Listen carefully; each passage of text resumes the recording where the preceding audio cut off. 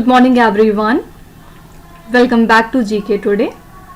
आई hope आप सब बिल्कुल ठीक होंगे और आज हम डिस्कस करेंगे 23 मई के सबसे मोस्ट इम्पॉर्टेंट करंट अफेयर्स। चलिए अपना सेशन हम स्टार्ट करते हैं। पहला क्वेश्चन है, what is the theme of the world bee day 2024? World bee day के लिए हमने थीम क्या रखी है, आपको ये बताना है। सबसे पहले वर्ल्ड बी डे को हम ऑब्जर्व करते हैं 20 मई को हर साल, और इसको स्टैब्लिश किया था यूनाइटेड नेशंस ने 2017 में।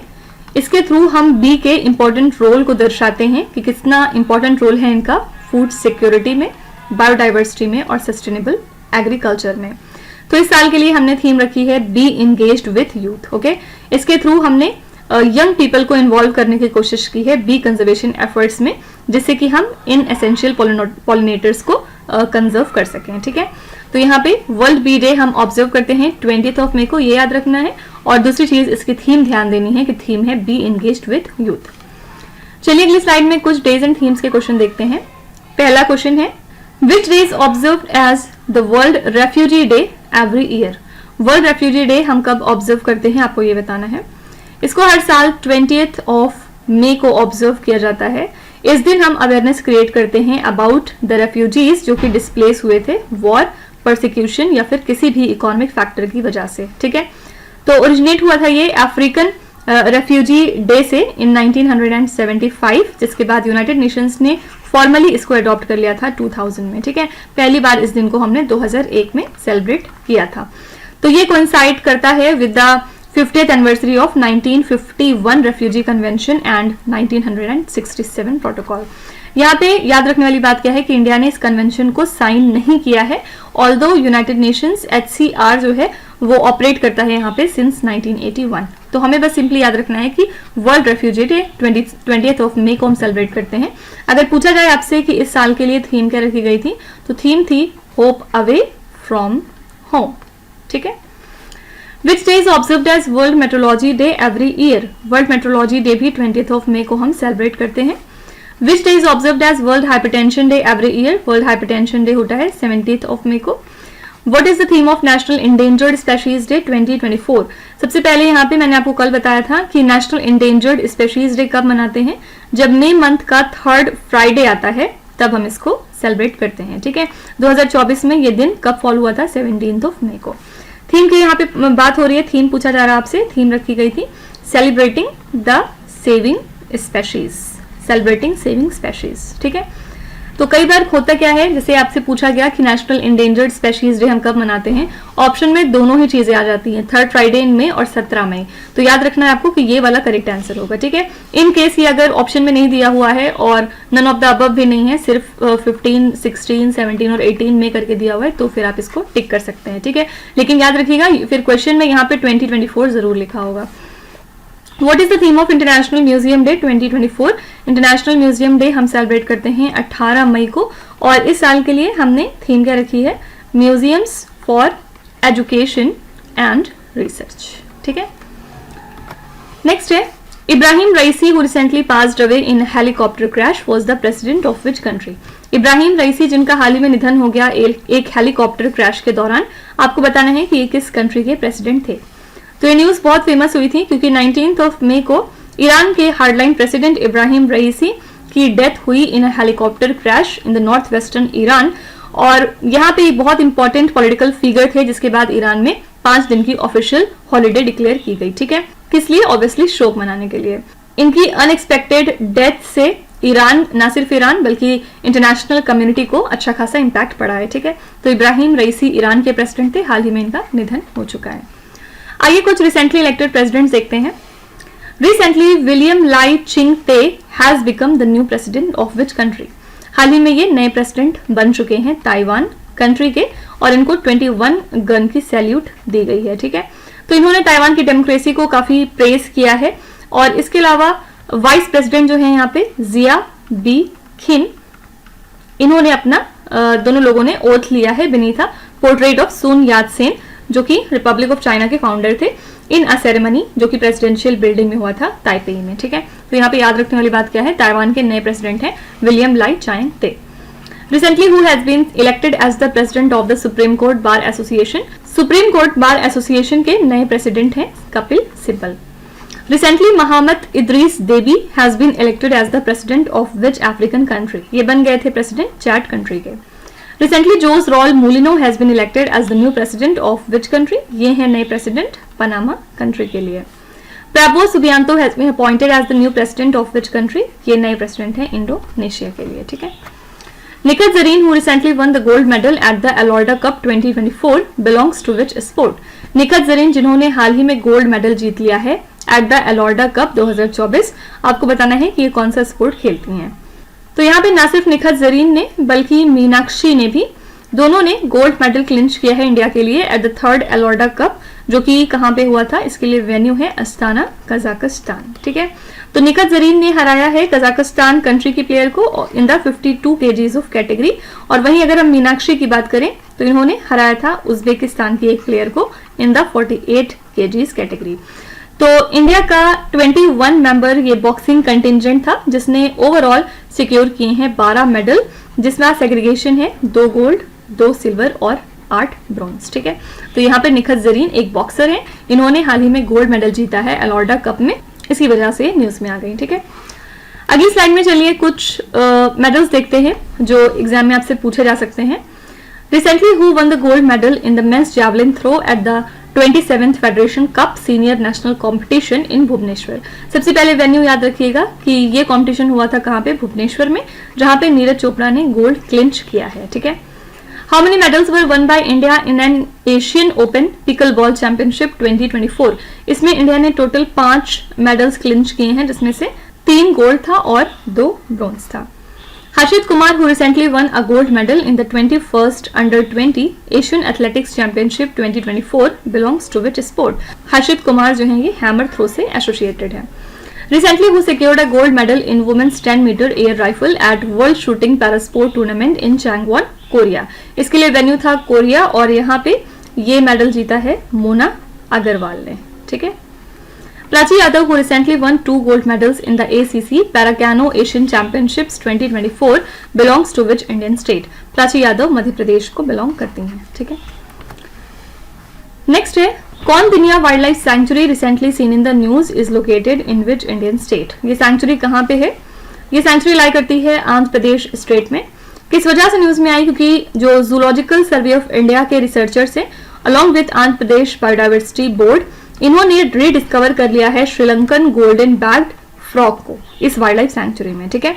और ये हो रहा है आफ्टर ऑलमोस्ट 2 सेंचुरीज, क्योंकि पिछले 2 दशक में ये फ्रॉग यहाँ पे बिल्कुल भी दिखाई नहीं दे रहे थे. तो ये सैंक्चुरी पार्ट है प्रोजेक्ट एलिफेंट का, जिसमें कि एशियाटिक एलिफेंट्स आपको मिल जाएंगे और इसमें बहुत सारे डाइवर्स फ्लोरा एंड फौना मौजूद हैं. तो ये फ्रॉग पहले एंडेमिक हुआ करता था श्रीलंका में. इसी के साथ ये हाईलाइट करता है ancient biogeographical connections dating back to 15 million years. ठीक है. तो यहाँ पे हमें बस लोकेशन याद रखनी है क्योंकि ये वाइल्ड लाइफ सैंक्चुरी न्यूज में आ गई थी. यहाँ पे आंसर हो जाएगा आंध्र प्रदेश. आइए कुछ वाइल्ड लाइफ सैंक्चुरीज की लोकेशन देख लेते हैं जो पिछले दिनों न्यूज में थे.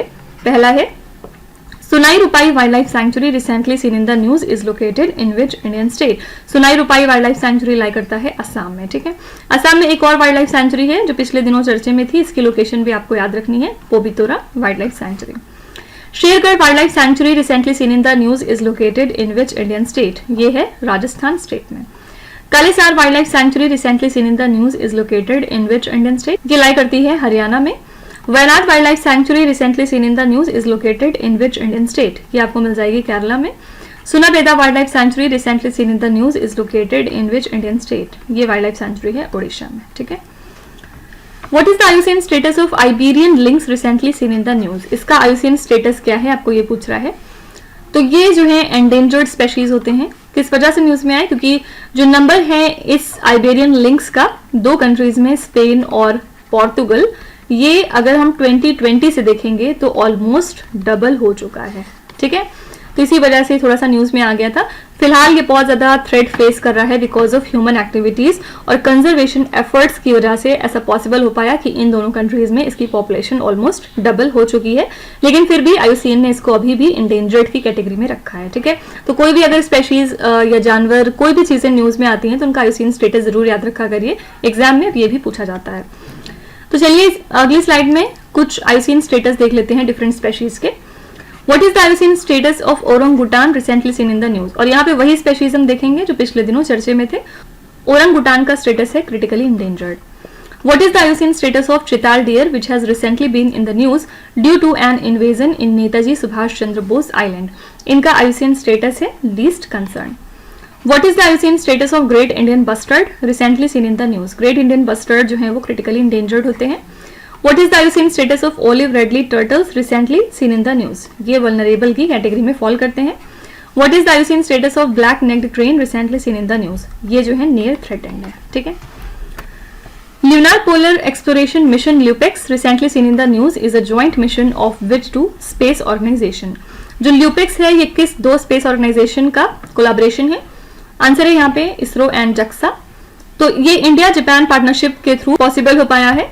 तो फिलहाल इंडिया और जापान कंट्रीज जो हैं वो गेयर अप कर रही हैं फॉर द ल्यूपेक्स, जिसको कि 2025 में लॉन्च किया जाएगा with the help of Japan के H3 रॉकेट। ठीक है, इसका पर्पस क्या है?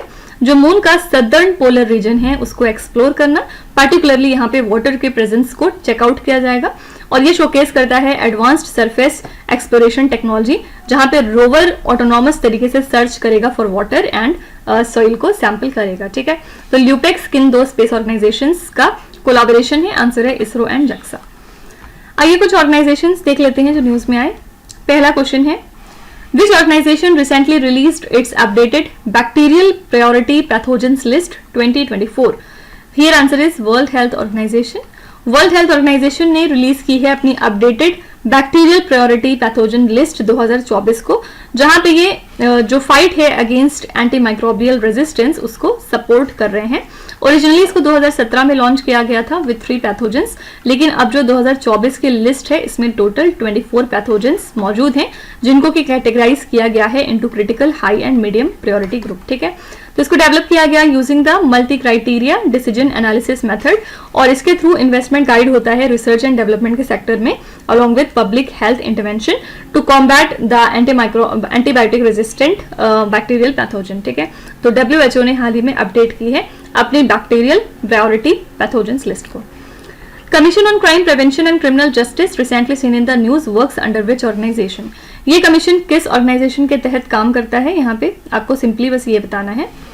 तो यहाँ पे आंसर हो जाएगा United Nations economic and social council. ठीक है, तो जो 33rd सेशन था इस कमीशन का ये हाल ही में कंक्लूड हुआ है आफ्टर 5 days ऑफ डिस्कशन। और यहाँ पे PCJ की बात करें तो इसमें टोटल 40 मेंबर स्टेट्स मौजूद हैं जो कि बात करते हैं about crime issues global level पे। ठीक है, तो इसका पर्पस क्या है? ऑर्गेनाइज्ड क्राइम को कॉम्बैट करना, इकोनॉमिक क्राइम वगैरह को टैकल करना।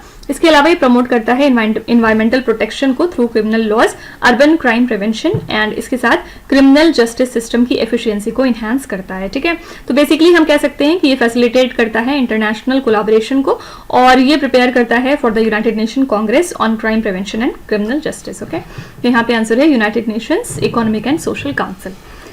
World wild life crime report 2024 recently released by which organisation? इस रिपोर्ट को जारी किया था United Nations office on drugs and crime ने। Bima Vistaar recently seen in the news is launched by which organisation? इसको लॉन्च किया था IRDAI ने। Full form is insurance regulatory and development authority of India. Which organization will host the Summit of the Future on 22 to 23 September 2024? इसको host करेगी United Nations general assembly. ठीक है, Project Astra, which is a multi-modal AI agent, recently developed by which company? Project Astra जो कि एक multi-modal artificial intelligence agent है, आपको बताना है कि इसको किस कंपनी ने डेवलप किया है। आंसर है यहाँ पे C option, that is Google. Google ने अनवील किया है प्रोजेक्ट अस्त्रा को अपने एनुअल डेवलपर कॉन्फ्रेंस में। ये एक वर्सेटाइल AI एजेंट है जो कि रियल टाइम इंटरेक्शन को फैसिलिटेट करता है via text, video, images and speech. ठीक है, तो ये कोड करेक्टनेस को एसेस करेगा वाया फोन कैमरा और किसी भी तरह की इमोशनल डाइवर्सिटी इसमें डिस्प्ले नहीं होगी वॉइस के अंदर। तो इसको डेमोन्स्ट्रेट किया गया स्मार्टफोन्स में और स्मार्ट ग्लासेस में। पर्पस यहाँ पे क्या है, ह्यूमन लाइक असिस्टेंट एक्सपीरियंस जो कि केपेबल हो वर्ल्ड को रिमेंबर और अंडरस्टैंड करने में। ठीक है, तो यहाँ पे बस याद रखना है कि प्रोजेक्ट अस्त्रा एक multi modal artificial intelligence agent है। किस कंपनी का? तो आंसर इज गूगल। चलिए कुछ कंपनीज देखेंगे जो न्यूज में आई। पहला है project GR000T which is a multi modal AI system is recently launched by which company? इसको हाल ही में लॉन्च किया है वीडिया ने। SIMA an AI gaming agent recently developed by which one of the following company? इसको develop किया Google ने। Recently which company became the first Indian company to surpass 20 lakh crore rupees in market capitalisation? This is Reliance Industries. Recently, which neurotechnology company has embedded the first computer chip in a human brain? This is Neuralink company. Okay, इन्होंने पहली बार किसी computer के chip को install किया है human brain में। Recently, which Indian company launched India's first artificial intelligence unicorn named as कृत्रिम? कृत्रिम है किसका पहला artificial intelligence? Answer is Ola. Which two Indian players recently won the Thailand Open 2024 badminton men's doubles title? किसने ये title जीता है? Answer हो जाएगा सात्विक सिराज, रनकी रेड्डी एंड चिराग शेट्टी जो कि ओवरऑल वर्ल्ड नंबर 3 पे आते हैं। इन्होंने क्लिंच किया है Thailand open 2024 men's doubles title by defeating chain बो यांग एंड लियू ई। ठीक है, इसी के साथ ये इनकी सेकेंड थाईलैंड विक्ट्री थी। पहली बार इन्होंने थाईलैंड ओपन को जीता था 2019 में। ठीक है, जहां पे इन्होंने बेसिकली सिक्योर किया था अपना पहला BWF सुपर 500 टाइटल। तो याद रखिएगा 2024 में अगर हम बात करें तो ये इनका सेकेंड टाइटल है। पहली बार इन्होंने फ्रेंच ओपन में जीता था एक साथ। ठीक है, चलिए अगली स्लाइड में कुछ विनर्स देख लेते हैं। पहला है which country recently one 30th Sultan Azlan Shah trophy? इस ट्रॉफी को हाल ही में जापान कंट्री ने जीता है। किस कंट्री को हरा के? पाकिस्तान को। ठीक है, recently which country men's team one 11 Thomas cup by defeating the Indonesia? This is the country China. Recently who won the prestigious 2024 का world press photo of the year award? ये अवार्ड दिया गया था मोहम्मद सलीम को और इस इमेज में इन्होंने एक वुमेन की पिक्चर कैप्चर की थी जिसमें कि उसके हाथ में उसकी नीज की डेड बॉडी थी। ठीक है, तो वो बहुत ही इमोशनल पिक्चर थी फ्रॉम पैलेस्टाइन और इसी वजह से इनको ये अवार्ड दिया गया। Which city's airport has won the prestigious Best Airport Staff in India and South Asia 2024 award by Skytrax? ये अवार्ड दिया गया हैदराबाद एयरपोर्ट को। Recently who won the F1 Japanese Grand Prix 2024? ये जीता है मैक्स वर्स्टैपेन ने। मैक्स वर्स्टैपेन यहाँ पे फर्स्ट थे, सेकेंड थे सर्जियो पेरेज और थर्ड थे Carlos sense. Okay, Which institute was ranked as India's best performing higher education institution in the 2024 Center for World University Rankings Global 2000 list? कौन सा institute है जिसको इंडिया का best performing higher education institute declare किया गया इस list में? Answer हो जाएगा फर्स्ट ऑप्शन IIM अहमदाबाद। इसको रैंक किया गया as India's best performing higher education institution in the 2024 centre for world university rankings global 2000 list. ठीक है, जिसमें ओवरऑल इसकी पोजीशन थी 410। फाइन, तो इस रैंकिंग के थ्रू डिफरेंट यूनिवर्सिटीज को एग्जामिन किया जाता है और इसमें ऑलमोस्ट 20,966 यूनिवर्सिटीज एग्जामिन होती हैं। तो यहाँ पे आंसर है इंडिया की तरफ से IIM अहमदाबाद। इसकी रैंक जरूर याद रखिएगा 410। चलिए कुछ रैंकिंग्स एंड इंडिसेस के क्वेश्चन देखते हैं। What is the rank of India in the World Economic Forum's Travel and Tourism Development Index 2024? इसमें इंडिया की रैंक थी 39। What is the rank of India in the World Press Freedom Index 2024? इसमें India की rank है 159। Top 3 countries कौन कौन सी हैं? पहला है नॉर्वे, सेकंड है डेनमार्क और थर्ड है स्वीडन। ठीक है, याद रखिएगा इसमें एरिट्रिया कंट्री जो है वो लास्ट पोजीशन पे थी। According to IQ Air, which city has recently been ranked as the most polluted city globally? Global level पे मोस्ट पॉल्यूटेड सिटी डिक्लेयर हुई है Kathmandu. Fine. According to world cyber crime index 2024, what is the rank of India in cyber crime globally? India की rank है इसमें 10th। What is the rank of India in the world happiness report of 2024? World happiness report में India की rank है 126 out of 143 countries. ठीक है, इसमें happiest country कौन सी साबित हुई है? Finland country. एक बार फिर से लास्ट क्वेश्चन है, recently which state government has taken some measures including the allotment of grassland to protect the state's endangered polo ponies? कौन सी स्टेट गवर्नमेंट है जिसने कुछ मेजर्स लिए हैं जिसमें कि इन्होंने कोशिश करी है स्टेट के एंडेंजर्ड पोलो पॉनीज को प्रोटेक्ट करने की? तो ये स्टेट है मणिपुर। मणिपुर गवर्नमेंट अपने इंडेंजर्ड पोलो पॉनीज को सेफगार्ड कर रहा है by allocating 30 acres of grass land in the western district of Imphal. ठीक है, तो चीफ मिनिस्टर यहाँ पे कौन है? एन बीरेन सिंह। इन्होंने इस मूव की इंपॉर्टेंस को एम्फसाइज किया for preserving the Manipuri pony habitat, जिससे कि वो आराम से फ्री तरीके से ग्रेज कर सके। और इस मूव का पर्पस क्या है? स्टेट के यूनिक हेरिटेज को प्रोटेक्ट किया जाए और इसी के साथ जो इंडेंजर्ड ये स्पेशीज है इसकी वेलबींग भी एंश्योर हो सके। ठीक है, तो यहाँ पे आंसर है A option, that is Manipur. आइए कुछ स्टेट करंट अफेयर्स देखते हैं। Kendu leaves recently seen in the news are called the green gold of which Indian state? Kendu leaves को कौन से स्टेट का ग्रीन गोल्ड कहा जाता है? यहाँ पे आंसर हो जाएगा उड़ीसा। ठीक है, न्यूज में क्यों आया? क्योंकि महाराष्ट्र स्टेट में एक लेपर्ड ने अटैक किया है तेंदू लीफ प्लकर के ऊपर, और तेंदू लीव्स जो हैं हार्वेस्ट होते हैं फ्रॉम तेंदू ट्री, जो कि इंडिया के अंदर नेटिव होते हैं, और इनको उड़ीसा के अंदर हम ग्रीन गोल्ड के नाम से जाने जाते हैं। Fine. Phawngpui national park recently seen in the news is located in which Indian state? ये लाई करता है मिजोरम में। Spiti valley recently seen in the news is located in which Indian state? Spiti valley है हिमाचल प्रदेश में। Ambaji white marble recently awarded a GI tag is predominantly quarried from which Indian state? हाल ही में इसको जीआई टैग दिया गया और ये गुजरात का प्रोडक्ट है। Sela tunnel recently recognised as India's highest tunnel by International Book of Honour is located in which Indian state?